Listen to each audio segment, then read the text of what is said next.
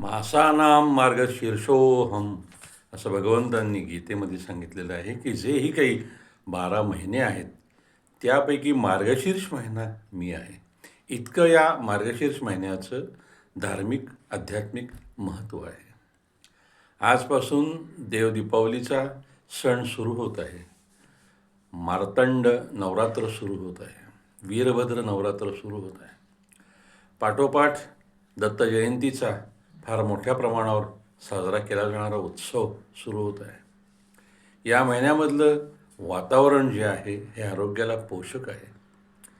धार्मिक आध्यात्मिक आरोग्याच्या दृष्टीनं महत्त्वाचा असलेला हा महिना आज सुरू होत आहे. म्हणून भगवंतांनी सांगितलेलं आहे जे श्रेष्ठ आहे ते मीच आहे.